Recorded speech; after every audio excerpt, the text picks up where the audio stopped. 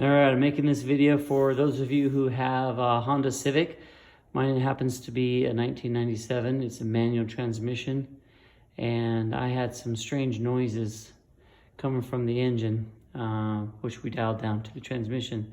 So, common problem on these Honda Civic transmission, the input shaft bearing usually goes, and that's this bearing right here. This plastic cage usually shatters and then falls apart. Then the ball bearings get bounced around inside there and they make some noises. That's common. But in this particular case, I had the opposite end of the input shaft, the other bearing, go bad. And as you can see there, plastic housing is missing most of its parts. Those happen to be right here. Dug all those out of the transmission. You can also see that the ball bearings are all damaged in there. For the most part, they were bouncing around inside the race. So what had happened was my son was driving the car and it was making some noise, wouldn't go into reverse very well. That turned out it just needed a new clutch. It has this 97 Civic happens to have 229,000 miles on it, and the clutch was going out basically. So we decided, well, we'll pull the tranny and then replace the clutch. So pulled the tranny out of the car, and yes, the clutch disc, the pressure plate, and the flywheel were all scarred and worn out due to the high mileage. So we pulled those out, put new ones in, put a new pilot bearing in the flywheel, then put the transmission back in, and went to go drive the car, and it was making a really horrible noise. It sounded like a bag of rocks being tumbled around. So the symptoms were this: you have the car neutral and you hear the clutch out, you hear a slight noise. Push the clutch in, the noise goes away. Put it in first gear, take off driving, the noise just escalates to a horrible sound of, like I said, like a bag of marbles or a bag of rocks being tossed around inside of a metal housing or cage. So what we figured out was, we thought it was either the throwout bearing or something else. So after having done all that work, I pulled the clutch back out of I pulled the transmission back out of the Honda, and then put the transmission on the bench here and decided I better dig into it. So we took it apart, and then initially we started seeing little bits of plastic here. Then I went inside, did some research online, and typically this input shaft bearing down here on the differential side is bad. But in our case, again, the bearings, it looks to be in great shape. I'm going to replace it regardless, but this bearing looks like it's in pretty good shape. Both sides of the bearing are really clean, and everything's intact. But so to my surprise, I was like, well, where's the plastic coming from? So we started digging around, and there was a bunch of fluid in here and in here, and cleaned that out, didn't see anything there. The reason I knew there was some plastic bouncing around, there was just a couple pieces down here. So then we looked in here, and then that's where we found that this, the main shaft input bearing was bad, this guy here. And obviously it's completely destroyed. There's the plastic. So this is what that noise was.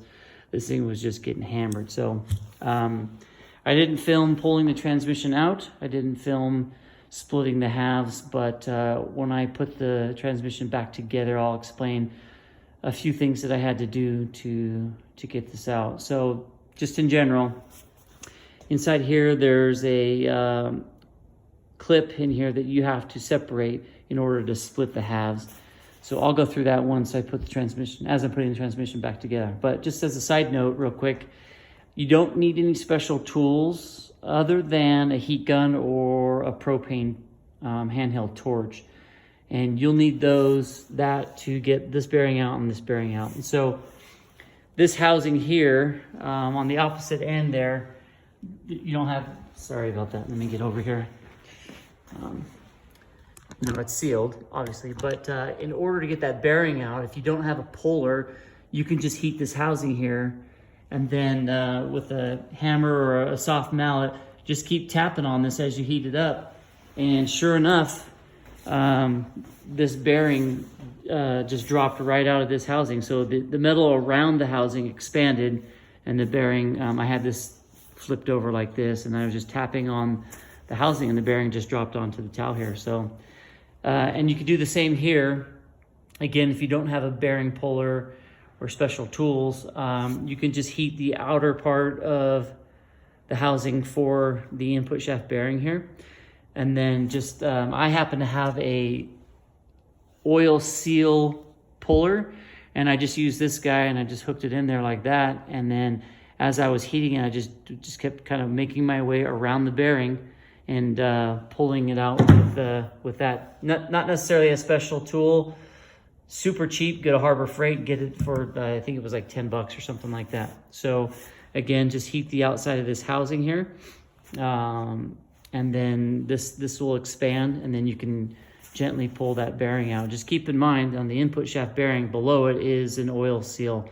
So if you're blasting heat in there, just keep in mind, if you end up not replacing that seal, you could damage it. So it's recommended that when you're replacing the input shaft bearing, that you replace the seal as well. And this is my seal.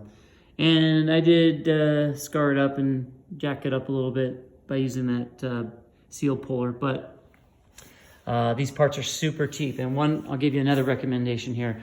Go to Honda and use their HondaPartsHQ.com website. Their parts are very inexpensive, and they're the right parts for your Honda.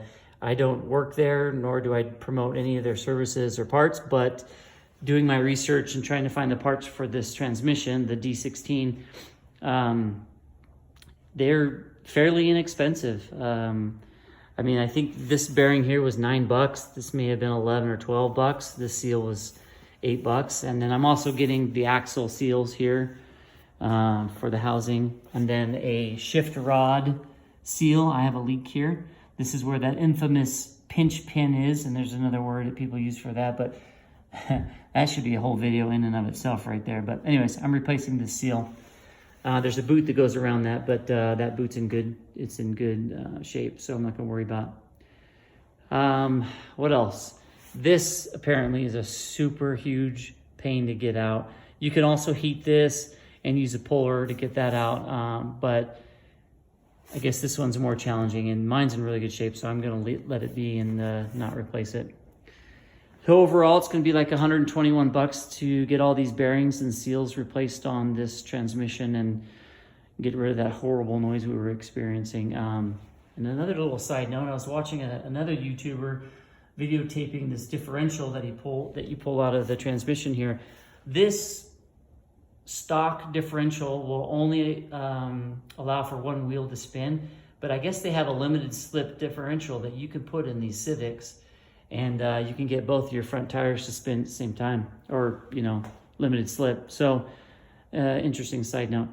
I do have one question for anybody who's had experience with these 97 to 2000 Honda Civic manual transmissions. Is it possible, or is there a kit or another transmission that you can put in the Civic and give it a 6-speed manual instead of the 5-speed?